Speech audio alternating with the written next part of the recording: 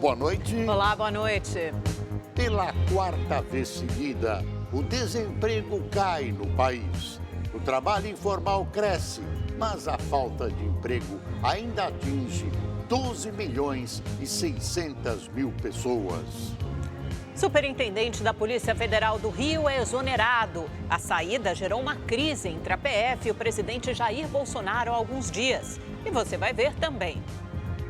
Assassino do menino João Hélio deixa a prisão e vai para o regime aberto. O garoto morreu depois de ser arrastado, preso ao cinto de segurança de um carro durante assalto no Rio. Segurança acusado de matar e estuprar Rayane Paulino vai a júri popular. A garota de 16 anos tentava voltar para casa após festa. O crime ocorreu no ano passado.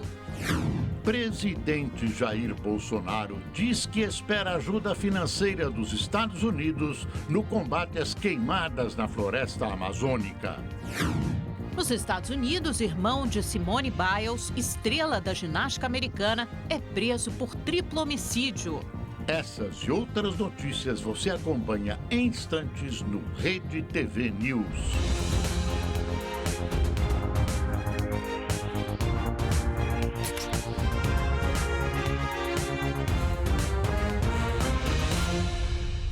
O presidente Jair Bolsonaro anunciou que pretende perdoar policiais civis e militares que, segundo ele, foram condenados injustamente. O chamado indulto costuma ser feito no Natal. O argumento do presidente Jair Bolsonaro é que muitos policiais foram condenados por pressão da mídia e que, por isso, eles merecem um indulto, ou seja, o perdão pelo crime cometido. Olha, tem muito policial no Brasil, civil e militar, que foi condenado por pressão da mídia. Tá certo? E esse pessoal, ao final do ano, se Deus me permitir, estando vivo, vão ser indultados. Parabéns. Nomes surpreendentes, inclusive. Tá certo. Pessoas que honraram a farda, defenderam a vida de terceiro e foram condenados por pressão da mídia. Então esse pessoal vai ter a caneta compacta, não é mais bique, não, vai funcionar. O indulto é um ato que só pode ser feito pelo presidente da República. Pouco depois de eleito, Jair Bolsonaro disse que não pretendia assinar a medida. Por meio do Twitter, no dia 28 de novembro de 2018, ele disse que se o então presidente Michel Temer fizesse um indulto, ele garantia que seria o último. No entanto, em fevereiro, em meio a uma crise do sistema penitenciário, Bolsonaro perdoou a pena de pessoas com doenças graves ou em estado terminal. Foram excluídos do indulto os condenados por corrupção, crimes hediondos e tortura. Em 2017, um decreto de indulto assinado pelo presidente Michel Temer causou polêmica e foi parar no Supremo Tribunal Federal. O texto diminuiu o tempo de pena para que condenados por crimes cometidos sem violência possam ter direito ao indulto. Isso inclui os crimes de colarinho branco e beneficia os presos pela Operação Lava Jato. Em maio deste ano, o STF considerou o indulto de Temer legal e a regra passou a valer. Além de querer perdoar policiais condenados, o governo Bolsonaro também tem medidas para evitar as punições. O pacote anticrime do ministro da Justiça, Sérgio Moro, propõe o excludente de licitude, que prevê que policiais não serão punidos caso matem alguém em serviço. A proposta está em tramitação num grupo de trabalho da Câmara dos Deputados, mas enfrenta resistências. O trecho quase foi retirado do texto durante uma votação. Acho o indulto uma grande bobagem, uma injustiça. Nesse caso, são policiais que foram julgados e condenados pela justiça e tiveram toda a chance de defesa em vários níveis do judiciário. Por isso, esse indulto em massa, anunciado por Bolsonaro, merece dele o máximo cuidado e também respeito às vítimas, se é que há vítimas. Foi publicada hoje no Diário Oficial da União a exoneração do superintendente da Polícia Federal do Rio de Janeiro, Ricardo Saad. A exoneração de Saad acontece após uma crise entre o presidente Jair Bolsonaro e a Polícia Federal. Há cerca de 2 semanas, Bolsonaro criticou o delegado e afirmou que trocaria Saad, alegando problemas de produtividade, e que no lugar dele entraria um delegado lotado em Manaus. A interferência política gerou um mal-estar, inclusive com o ministro Sérgio Moro. Se eu trocar hoje, qual é o problema? Está na lei. Eu que indico e não o Sérgio Moro. E ponto final. A corporação afirmou que a saída do delegado já estava prevista a pedido do próprio. No entanto, aconteceria no fim do ano. Saad tomou posse em abril de 2018. O delegado Tássio Musi será o chefe interino da PF no Rio de Janeiro. O desemprego caiu para 11,8% no trimestre encerrado em julho, segundo o IBGE, mas aumentou o número de trabalhadores sem carteira assinada e 24 milhões trabalham por conta própria. É o maior da série histórica. Alessandra e Heloísa, mãe e filha, apostaram nesses docinhos irresistíveis para fugir do desemprego e já estão há 3 anos no mercado. Estava parada em casa, então a minha mãe, ela percebeu, né? E ela estava começando um negócio com a minha irmã, porque ela, infelizmente, na época também acabou desempregada. E aí a gente resolveu se juntar e ver o que podia acontecer, né? As coisas foram crescendo aos pouquinhos e a gente acabou chegando aqui onde a gente está agora. A melhora da taxa de desemprego está diretamente ligada ao aumento do trabalho informal. A pesquisa PNAD revela que o número de trabalhadores sem carteira assinada atingiu 11,7 milhões de pessoas. É o maior contingente desde a série histórica iniciada em 2012. Outro fator relacionado à informalidade são os trabalhadores por conta própria. Hoje são aproximadamente 24,6 milhões de pessoas. No segundo trimestre, encerrado em julho, a taxa de desocupação ficou em 11,8% dos brasileiros, 0,6 pontos percentuais a menos em relação ao período de fevereiro a abril. Mas ainda tem muita gente sem trabalho. Atualmente, 12,6 milhões de pessoas estão desempregadas, segundo a Pesquisa Nacional de Amostra por Domicílio, PNAD, divulgada hoje pelo IBGE. Com tanta gente disputando o mercado, o que fazer para conquistar uma vaga de emprego? Esta psicóloga especialista em orientação profissional diz que desenvolver a inteligência emocional é uma habilidade importante para alcançar uma recolocação formal de trabalho. Saber se colocar diante das situações conflituosas, né? Como lidar, e aí entra a questão do equilíbrio emocional, né? Dessa competência tão importante da gente conseguir se ver e ver o outro, desenvolvendo empatia. Então, são competências bem atuais, bem importantes nesse processo para essa entrada no mercado de trabalho. Mais um sinal de que a economia começa a se recuperar. Ainda temos um número gigantesco de desempregados. Mas agora começa a aparecer a tal luz no fundo do túnel. Luz se escreve com Z, hein? A coisa pode melhorar ainda mais com as reformas da Previdência e tributária que devem criar condições para mais investimentos no país. O governo reduziu em R$1 a previsão do salário mínimo para o ano que vem. O valor estimado agora é de R$ 1.039, R$ 41 a mais do que é pago hoje. Na proposta de orçamento entregue ao Congresso Nacional, a expectativa de crescimento da economia também foi reduzida. Segundo o governo, o PIB de 2020 deve ser de 2,17%. Já o rombo previsto nas contas públicas foi mantido em 124 bilhões de reais. O presidente Jair Bolsonaro criticou hoje a forma com que parte da imprensa noticiou o crescimento de 0,4% do PIB no segundo trimestre. Para o presidente da República, a lentidão na retomada da economia é natural. A economia é igual um transatlântico, não é de uma hora para outra, né? Até a nossa casa, quando o pessoal está endividado aí, é devagar, é complicado de recuperar. Agora, o de bom nesses números, né? É porque vem em cima de investimento e não em cima de consumo. O consumo vai vir um pequeno crescimento agora com a antecipação do 13º do INSS e a questão também do Fundo de Garantia. Então vai ter um crescimento um pouco fogo de palha, vamos assim dizer. Quem diz são os economistas, não sou eu porque não entendo nada de economia. A Procuradora-Geral da República, Raquel Dodge, pediu ao Supremo Tribunal Federal a suspensão momentânea de todos os recursos que tendem a anular sentenças com base na ordem das alegações finais de delatores e delatados, até que o pleno da Corte, do Supremo Tribunal, tenha uma palavra final sobre o assunto. Na última terça-feira, a segunda turma do STF anulou a condenação do ex-presidente da Petrobras e do Banco do Brasil, Aldemir Bendini, na Operação Lava Jato.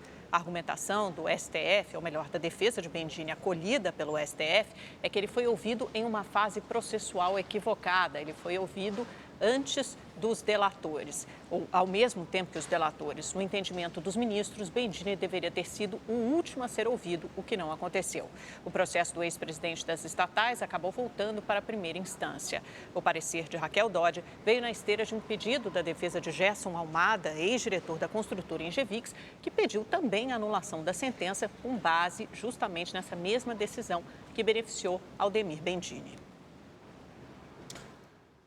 Raquel não quer rubricar a sentença de morte da Lava Jato. Tenha a certeza, a Lava Jato está em risco. Há muita gente importante que deseja uma volta ao passado, salvando figuras que participaram de um dos maiores, ou talvez o maior escândalo, o maior roubo que o planeta já viveu. Isso aconteceu no Brasil, acredite. Isso é uma vergonha. Em reportagem divulgada hoje, a revista Veja revelou que o ex-assessor do senador Flávio Bolsonaro, Fabrício Queiroz, mora em São Paulo e faz tratamento contra um câncer. Queiroz se tornou alvo de investigações após um relatório do COAF que apontou movimentações de mais de R$ 1 milhão em suas contas. Segundo a reportagem, Fabrício Queiroz vive no bairro do Morumbi, em São Paulo, e nos últimos meses tem se dedicado ao tratamento de um câncer no intestino. De acordo com a publicação, o estado de saúde dele se agravou nos últimos tempos. O assessor saiu da vida pública depois de ter seu nome envolvido em um escândalo.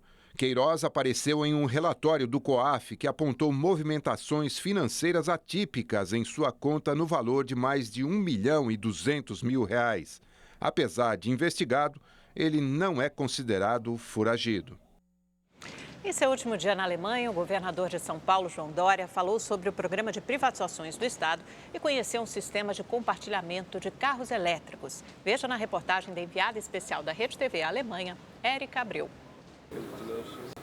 Dória foi convidado para conhecer o WeShare, programa de compartilhamento de veículos elétricos da Volkswagen. O serviço foi lançado em junho em Berlim, com 1.500 veículos que podem ser encontrados e estacionados em qualquer lugar da cidade, num raio de 150 quilômetros quadrados por meio do aplicativo.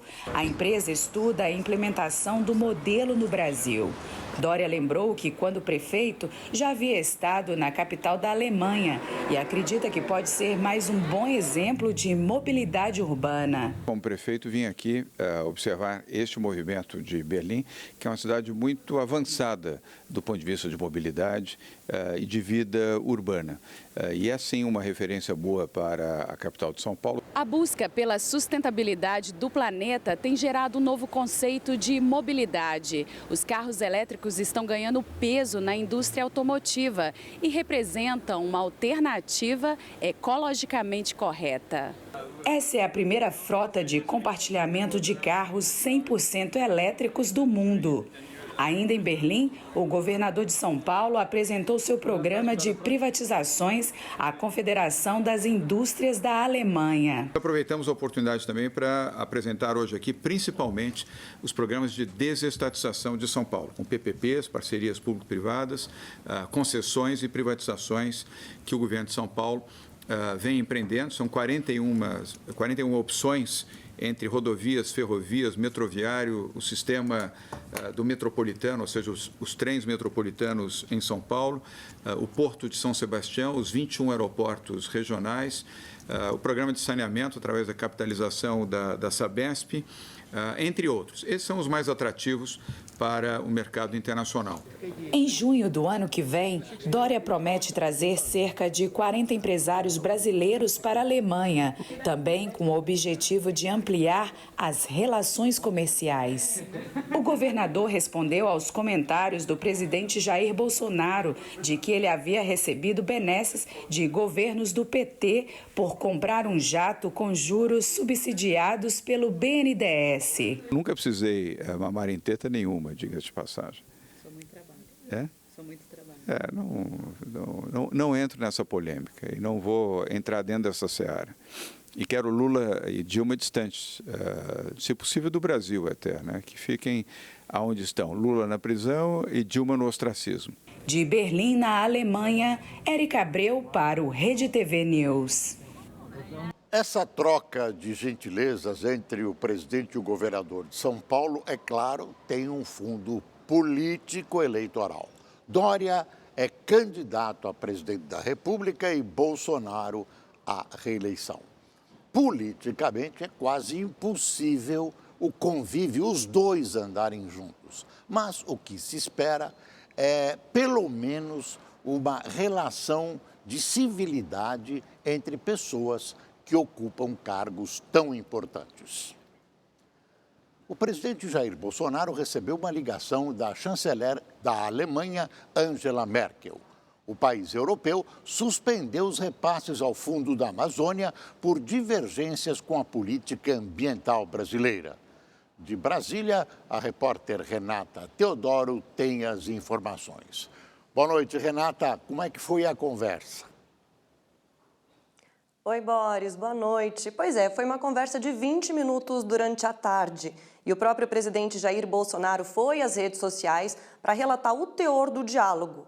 Bolsonaro disse que a conversa foi produtiva, que a chanceler alemã Angela Merkel reconheceu a soberania do Brasil. Segundo o presidente, a pedido do governo alemão, o Serviço Europeu de Ação Externa foi mobilizado para avaliar a situação das queimadas na América do Sul. O presidente informou que dados do satélite do sistema Copérnicos demonstraram que a área com queimadas no Brasil teve um decréscimo entre janeiro e agosto de 2019, se comparado com o mesmo período do ano passado, o que comprova o compromisso do governo com a questão ambiental.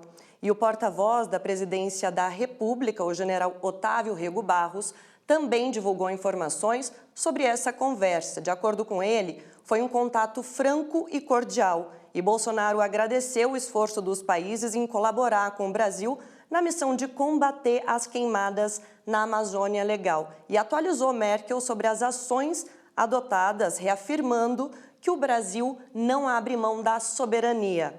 Em relação à queda de braço com o presidente francês Emmanuel Macron, Jair Bolsonaro deixou claro que a sua posição tem caráter pessoal em face dos ataques perpetrados por aquele chefe de Estado contra a sua pessoa e contra o nosso país. Vale lembrar que a ligação de Angela Merkel para Bolsonaro ocorre depois que o país europeu ter suspendido o repasse de recursos do Fundo da Amazônia e de o Brasil ainda não ter aceito uma doação de 20 milhões de dólares do G7, que reúne as principais economias do mundo.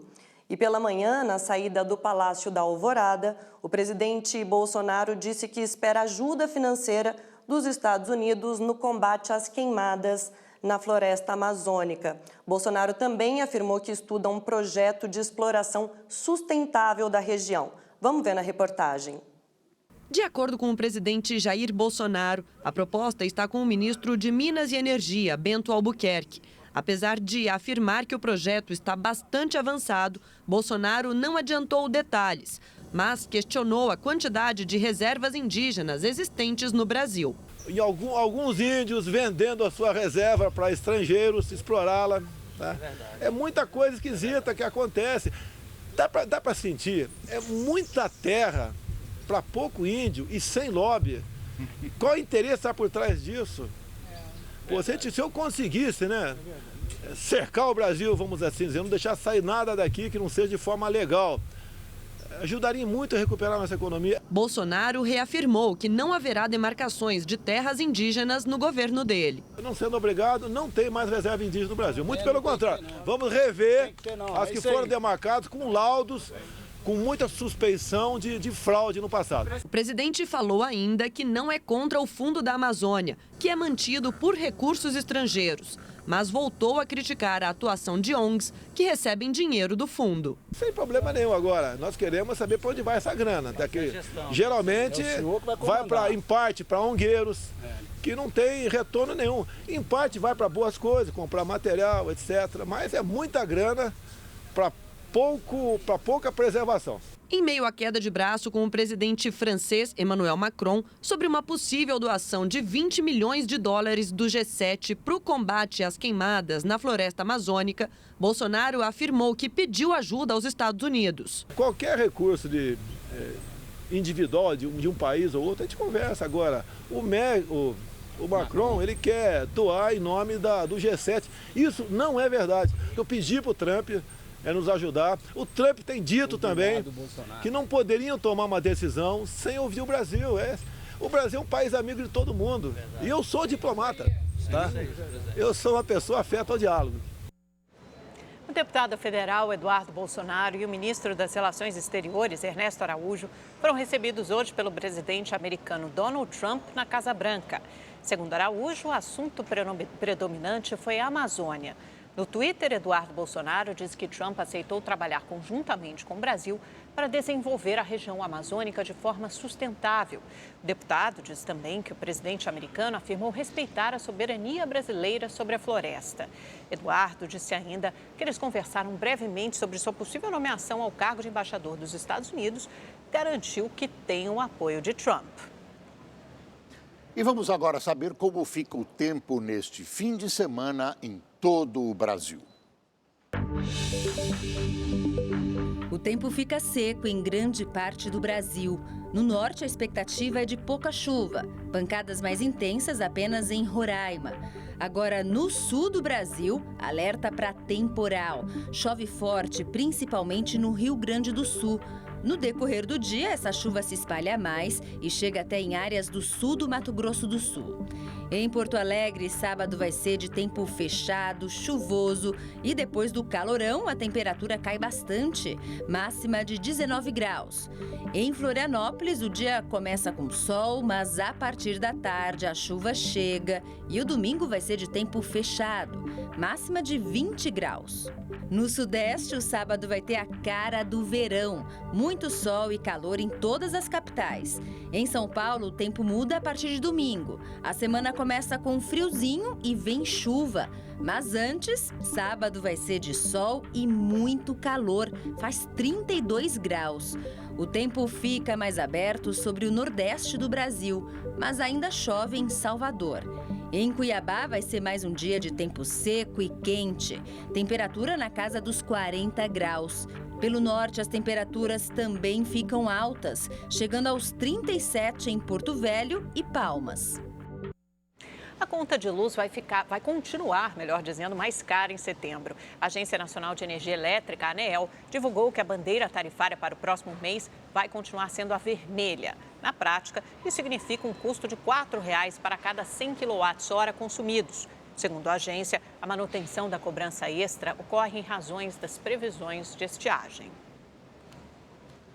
Uma baleia jubarte encalhou hoje de manhã numa praia de Salvador e acabou morrendo 3 horas depois de ser encontrada. A baleia ficou presa num banco de areia bem às margens da fachada litorânea. Por várias vezes, o animal ainda tentou em vão bater as nadadeiras para desencalhar da encosta. A jubarte era adulta e tinha cerca de 15 metros de comprimento e 39 toneladas. Moradores do bairro de Couto, na região norte de Salvador, ainda tentaram ajudar, mas a baleia acabou morrendo. Cerca de 20 mil baleias devem passar pelo litoral da Bahia durante a temporada de reprodução das jubartes, entre os meses de julho e outubro. A remoção do corpo do animal morto deve ser concluída ainda hoje. O O prefeito de São Paulo, Bruno Covas, do PSDB, sancionou hoje a lei que proíbe fumar nos parques públicos municipais da cidade. A lei aprovada pelos vereadores passa a valer em 60 dias. Está proibido o consumo de cigarros, cigarrilha, charutos, cachimbos, narguilés ou qualquer produto parecido, derivado ou não do tabaco. Quem for pego desobedecendo a medida estará sujeito a multa de R$ 500. Em caso de reincidência, o valor será dobrado. Os parques vão receber placas com aviso da proibição. A fiscalização será feita pelos agentes da Secretaria do Verde e Meio Ambiente, com o apoio da Guarda Civil Municipal. Claro que não vai ser fácil fiscalizar, mas a cidade de São Paulo está de parabéns. Ninguém é obrigado, em lugar nenhum, a aspirar essa fumaça venenosa dos cigarros. Se você quiser fumar, fume, mas não mate os outros. Cigarro produz doenças mortais, como câncer, efizema, etc. A você, fumante, o nosso desejo de uma boa morte. O Procon de São Paulo multou a Google e a Apple em quase 18 milhões de reais. As penalidades foram impostas por violação da privacidade de usuários que utilizaram um aplicativo de celular que envelhece rostos. Muita gente famosa também entrou na brincadeira. Uma foto de arquivo ou tirada na hora mostrava como seria a sua versão 30, 40 anos mais velho. O aplicativo de celular fez sucesso há alguns meses e disponibiliza um filtro que modifica a aparência do usuário. Achei bem legal, fiz com uns amigos também. É bem engraçado, mas é bem triste, né, que eu vou ficar daquele jeito. Deu para fazer com a família inteira, até com o bebezinho e com o cachorro. Mas, para o Procon de São Paulo, a diversão violou o Código de Defesa do Consumidor por causa das políticas de privacidade do aplicativo disponibilizado nas plataformas Google Play e App Store. As empresas foram multadas em quase 18 milhões de reais. A decisão ainda cabe recurso. Segundo o Procon, uma das cláusulas do termo de uso do aplicativo previa o compartilhamento de dados do consumidor com empresas ligadas ao desenvolvedor da ferramenta.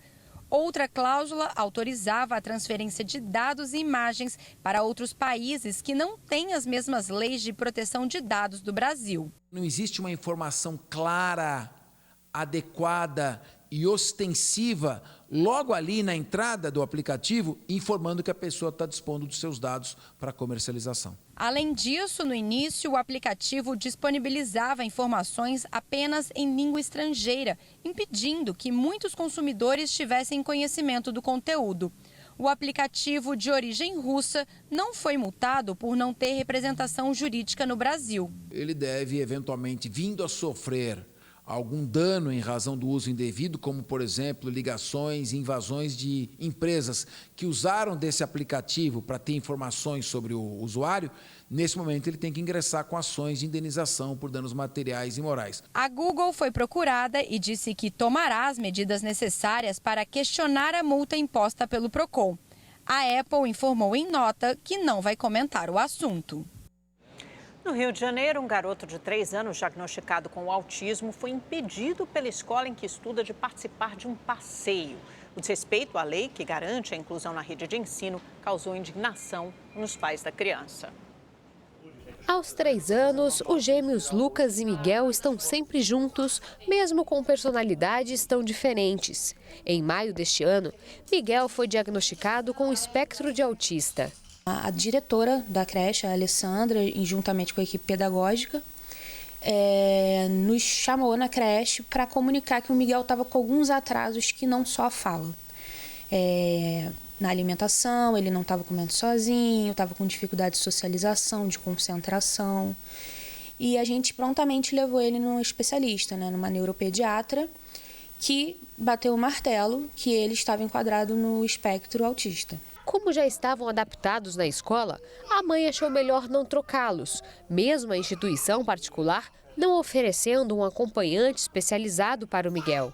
A Lei Brasileira de Inclusão diz que a escola tem a obrigação de fornecer um profissional de apoio, que você pode colocar como um mediador escolar, ou um professor especializado para acompanhar essa criança. Além da mediação, todo o material tem que ser adaptado de acordo com as necessidades dessa criança. Nessa semana, os gêmeos iriam participar do primeiro passeio escolar, uma visita ao Museu do Meio Ambiente. A expectativa era enorme. Os meninos ganharam mochilas novas, mas o que a família não esperava é que toda essa empolgação se transformasse em frustração. Na véspera do passeio, os pais do Miguel foram chamados para uma reunião. A direção informou que o menino não poderia participar da atividade por não haver um profissional para dar uma atenção especial ao garoto. A mãe sugeriu que alguém da família ou mesmo a babá pudesse acompanhá-lo. Mas mesmo assim, a direção da creche rejeitou a ideia e impediu a ida dele ao museu. Como uma instituição que se diz inclusiva, numa primeira oportunidade de ser inclusiva, de colocar a inclusão em prática, ela exclui. Isso é grave, sabe? Muito grave. Mães de outros alunos souberam do caso e se manifestaram nas agendas dos filhos. Nossa equipe tentou entrar em contato com a diretora da escola, mas ninguém nos atendeu. A gente soube que a diretora procurou as mães que fizeram essa hashtag na agenda, né, segundo ela, para se justificar, para dar uma resposta, uma vez que foi mostrado que houve desconforto também por parte dos outros pais. Ela procurou as outras mães, mas a mim e ao meu marido não. Tem muito ainda para o Brasil aprender a lidar com os diferentes. A Polícia Civil vai ouvir nos próximos dias os funcionários de uma creche em Belo Horizonte, onde um bebê de 1 ano e 2 meses passou mal e acabou morrendo. Os pais do pequeno Rafael ainda buscam explicações para a morte do filho. Meu pai falou que quando ele chegou lá, ele já estava... O pessoal do SAMU parece que estava tentando ressuscitar ele, sabe? Ele me falou isso no telefone quando eu estava no Uber. Que parecia que eles não estavam conseguindo trazer ele de volta. Eu não gosto nem de contar, assim, porque relembrar isso aí é muito doloroso. Rafael Luca morreu na última terça-feira. O bebê estava aos cuidados desta creche na capital mineira há 8 meses. O hotelzinho, como é chamado, é registrado na Secretaria Municipal de Políticas Urbanas e tem alvará de funcionamento. Segundo a dona da creche, o Rafael estava neste carrinho quando a funcionária que cuidava dele percebeu que havia algo de errado. O menino estava desacordado e rapidamente foi levado para o posto de saúde aqui do bairro. O socorro aqui foi mais ou menos uns 5 minutos. Porque até o posto de saúde aqui é 5 minutos. Ela foi avançando tudo quanto é sinal. Sabe? Para poder chegar rápido. Para chegar rápido. Ela foi na contramão, ela passou por cima aqui, foi na contramão. Mas o pai afirma que quando procurou saber o que havia acontecido com o filho na creche, contaram outra versão. Eu entrei em contato logo após que a ligação caiu, eu liguei e a funcionária disse que foram dar um banho e ele estava passando mal. Pela certidão de óbito, a causa da morte foi asfixia por sufocação. A creche alega que foi uma fatalidade. Eu fiz de tudo e faria para qualquer um aqui no hotelzinho. Sabe como eu faço para os meus filhos, para minha neta. Eu faria por ele. Inconformada, a família do garotinho disse que vai aguardar o laudo do IML para tomar providências. Eu fui para lá super bem, entendeu? Nunca teve nenhum outro problema e simplesmente não voltou mais. É a maior dor que eu já senti na minha vida. Eu perdi o amor da minha vida. 30 suspeitos de comandar ataques na cidade de Alfenas, em Minas Gerais, a mando do PCC, foram presos hoje. Um forte aparato policial foi usado para cumprir os mandados. 26 suspeitos tiveram a prisão decretada por envolvimento com o tráfico de drogas, roubos e homicídios na região. Outros 4 foram presos em flagrante durante a operação. A delegacia ficou pequena para abrigar todos os detidos. De acordo com a polícia, as investigações começaram após ataques a ônibus e prédios públicos incendiados em ações que teriam sido ordenadas por integrantes integrantes da facção criminosa PCC de dentro de presídios. Uma imagem divulgada hoje mostra o momento em que uma pessoa atira contra o prédio da delegacia de Alfenas no ano passado, durante a onda de atentados. Um carro forte foi roubado enquanto estava dentro de um estacionamento num supermercado em Olinda, na região metropolitana do Recife. Houve tiroteio e 2 pessoas ficaram feridas. O vídeo foi gravado do alto de um prédio na tarde de ontem. Esse veículo branco que se movimenta no estacionamento dá apoio aos bandidos. Logo após o roubo, o grupo corre e atira contra o carro forte. Os 4 criminosos entram no veículo e vão embora. 2 vigilantes ficaram feridos, mas não correm risco de morrer. De acordo com a polícia, os criminosos roubaram cerca de R$60 mil. Até agora, ninguém foi preso. 151 pessoas foram presas em uma operação contra abuso sexual de mulheres e crianças em Goiás. A operação contou com a participação de mais de 900 policiais em todo o estado e teve duração de 4 dias. No total, foram presos 150 homens e uma mulher. Ela aliciava adolescentes, é um caso de 2009, e a prisão foi efetuada pela equipe da DPCA de Aparecida de Goiânia, ontem, dando cumprimento aí ao mandado de prisão dessa mulher. Entre os presos estão homens acusados de abusar de namoradas, filhos, enteados e netos. De acordo com a polícia, alguns já eram condenados pela justiça. Eles conseguiram progressão de regime, mas voltaram a cometer os mesmos crimes. 151 estupradores e estupradores de vulneráveis que foram retirados de circulação. Chamou a atenção, sim, uma grande parte, cerca de 37 deles, já possuíam condenação na justiça. Em 2007, o menino João Hélio, de apenas 6 anos, morreu depois de ser arrastado, preso a um cinto de segurança de um carro durante um assalto no Rio de Janeiro. Desta semana, 12 anos depois, o responsável pela morte do garoto deixou a prisão para cumprir o resto da pena em casa. Carlos Roberto da Silva, o Carlinhos Sem Pescoço, cumpria pena de 39 anos de prisão. Ele deixou o complexo de Jericinó, na zona oeste do Rio, depois de 10 anos e 6 meses, porque conseguiu a progressão para o regime aberto. Ele deverá cumprir a pena em casa, sem sair entre 10 horas da noite e 6 da manhã, assim como nos finais de semana e feriados. Carlos também será monitorado por tornozeleira eletrônica. O benefício é previsto em lei, mas para este jurista, o modo como ele é concedido não é o ideal. A Secretaria de Assuntos Penitenciários que deveria ter instrumentos para avaliar se aquele detento está apto a se beneficiar daquela progressão de regime ou não. O nome disso chama-se exame criminológico. Entretanto, esses exames criminológicos, o acompanhamento criminológico do detento é uma ficção no Estado. Carlos Roberto deixou o presídio ainda sem a tornozeleira eletrônica.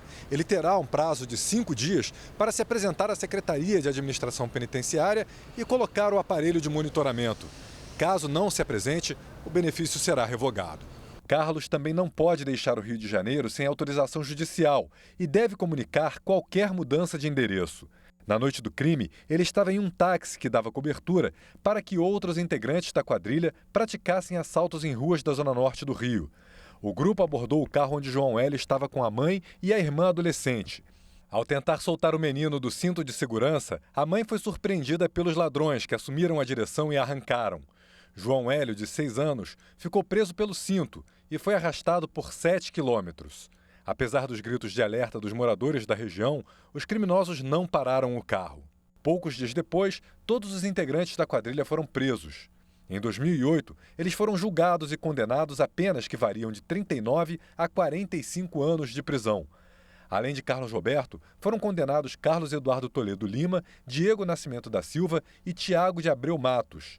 Ezequiel Toledo de Lima, que era menor na época do crime, cumpriu 3 anos de medida socioeducativa, mas voltou a ser preso em 2012 por posse de arma de fogo, tráfico, associação para o tráfico, receptação e corrupção ativa.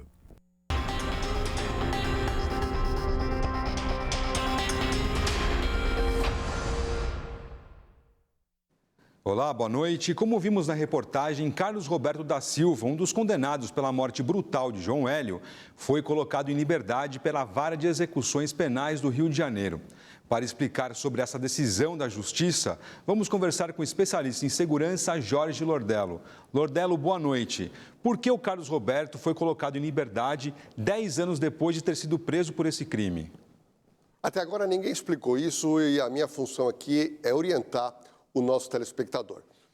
O João Hélio foi morto em 2007 e esse rapaz que vai ser colocado em liberdade, vai para a casa dele, na verdade, ele pegou uma pena de 39 anos e 6 meses. Só que ele cumpriu 10 anos. As pessoas estão indignadas. Por que ele já foi colocado em liberdade? O que diz a lei de crimes hediondos referentes à progressão de pena? Progride no regime de pena com 2/5. Olha que interessante, 39 anos e 6 meses, 2/5 dá 16 anos. Por que ele foi colocado em liberdade com 10 anos? Muito simples a explicação. Quando ele cometeu o crime, 7 de fevereiro de 2007, era ainda a lei antiga que falava que a progressão se dava com 1/6. Um mês depois, março de 2007, veio a lei dos crimes hediondos, colocando a progressão para 2/5. Portanto, ele deu essa sorte de 30 dias e vai cumprir 6 anos a menos no regime semiaberto. Lordello, e ele vai cumprir o restante da pena na casa dele, é isso mesmo? Não, isso é outro absurdo. Ele era, o tal de Carlinhos, o apelido dele é vulgo Carlinhos Sem Pescoço, era para estar na casa do albergado do Rio de Janeiro. Só que o juiz da Vara das Execuções Criminais percebeu que não há vaga na casa do albergado no Rio de Janeiro e, portanto, ele concedeu um direito ao Carlinhos Sem Pescoço para cumprir o restante da pena em casa. Ou seja, a falta de vaga beneficiou novamente esse latrocida. Portanto, queria deixar uma mensagem final que é o seguinte: não adianta os governantes falarem em aumentar a pena se não construírem presídios, porque senão vai acontecer o que aconteceu com essas pessoas que mataram o garoto Hélio. Muito obrigado, Lordello. E quem fica com a dor é sempre a família. Boris, Amanda. Obrigada, Felipe, Lordello.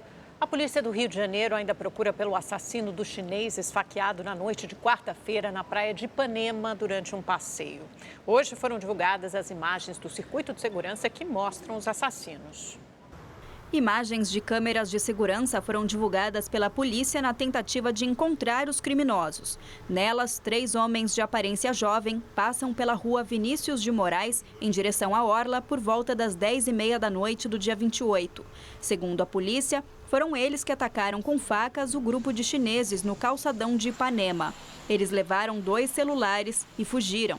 Segundo os investigadores, os chineses chegaram há poucos dias para trabalhar na cidade numa empresa de engenharia e foram esfaqueados porque não entenderam que se tratava de um assalto. Chen Kanjian morreu. Já Liu Yue segue internado num hospital particular que não divulgou o estado de saúde dele. O irmão da maior ginasta americana da atualidade, Simone Biles, foi preso no estado da Geórgia. Ele é suspeito de triplo homicídio. Veja na reportagem da correspondente Luciana Camargo. Tevin Biles Thomas foi preso ontem sem direito à fiança e está em uma cadeia do estado da Geórgia. O jovem de 24 anos tem 6 acusações de assassinato, 3 de homicídio voluntário, 5 por agressão criminosa e uma de perjúrio ou falso juramento. Segundo as autoridades, durante uma festa de Réveillon em 31 de dezembro de 2018 em Cleveland, Ohio, um grupo de pessoas não convidadas, incluindo Tevin, entrou na casa e iniciou uma briga que acabou em tiroteio. Várias pessoas foram atingidas. 3 morreram, 2 no local e uma no hospital. Tevin Biles foi identificado pela polícia como o atirador. Ele é irmão da ginasta pentacampeã olímpica Simone Biles, que já conquistou o campeonato mundial 14 vezes. No começo deste mês, ela se tornou a primeira ginasta a executar um movimento inédito, um duplo mortal com dupla pirueta na saída da trave de equilíbrio. Assim que soube da prisão do irmão, Simone se manifestou em uma rede social. Ela disse que seus sentimentos a estavam consumindo e pediu que não falassem com ela. A ginasta recebeu apoio de milhares de fãs. Ela chegou a curtir um post no Twitter que diz: Isso não tem nada a ver com a Simone.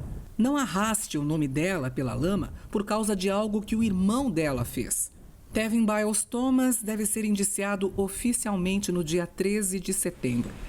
Luciana Camargo, de Nova York, para o Rede TV News. Depois da troca da tropa militar na guarnição de Hong Kong, a polícia prendeu 7 líderes do movimento pró-democracia em mais uma ação para tentar acabar com os protestos que já duram 3 meses. Os detalhes com o correspondente Marcelo Espíndola.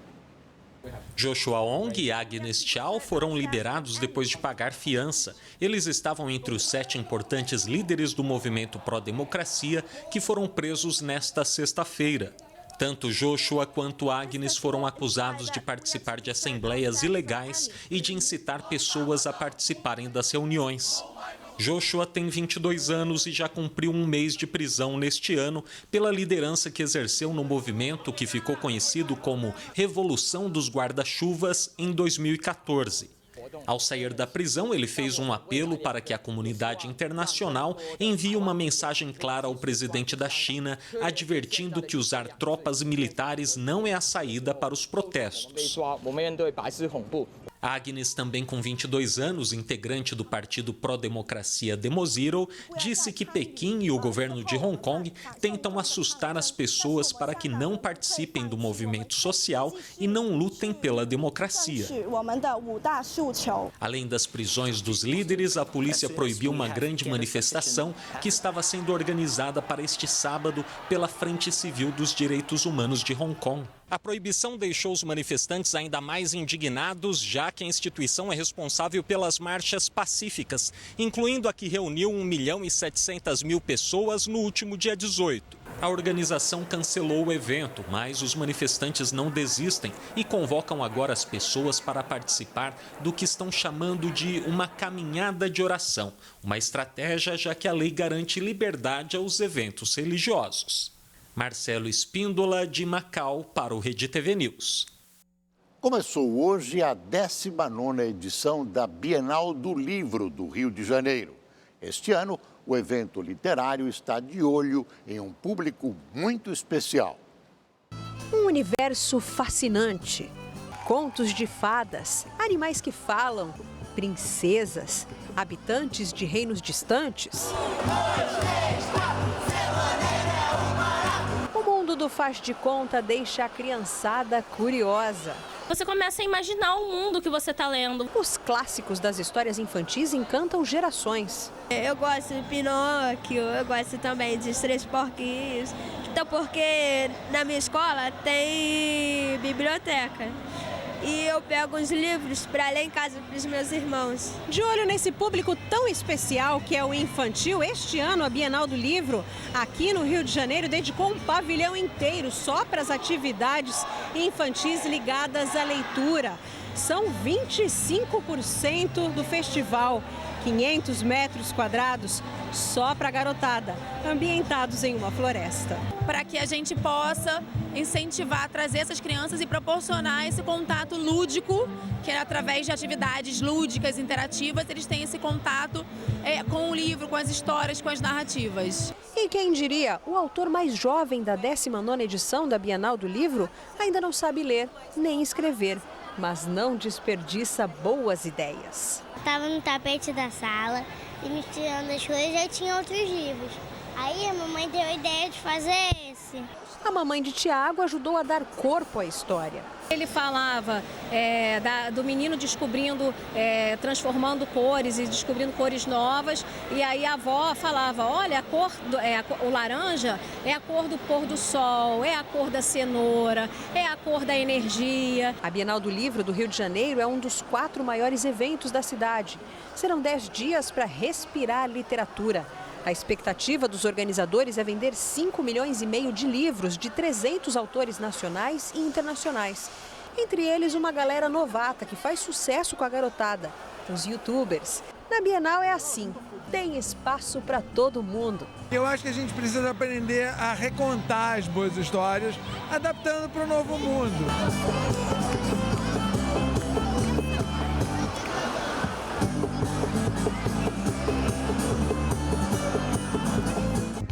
Neste momento acontece o julgamento do segurança acusado de estuprar e matar a estudante Rayane em Mogi das Cruzes, na Grande São Paulo. O crime foi cometido em outubro do ano passado, quando a vítima voltava para casa após uma festa. O júri popular de Michel Flor da Silva começou por volta das 2 horas da tarde. Ele está preso desde outubro do ano passado, quando confessou ter matado a jovem. Rayane Paulino Alves, de 16 anos, desapareceu após sair de uma festa em um sítio no limite entre Guararema e Mogi das Cruzes, na Grande São Paulo. O corpo dela só foi encontrado 8 dias depois em uma área de mata. De acordo com as investigações, Michel ofereceu uma carona à estudante, mas acabou estuprando e matando a jovem. O segurança confessou o assassinato, mas negou que tenha estuprado Rayane. O Rede TV News fica por aqui. Uma boa noite para você. Boa noite, até amanhã.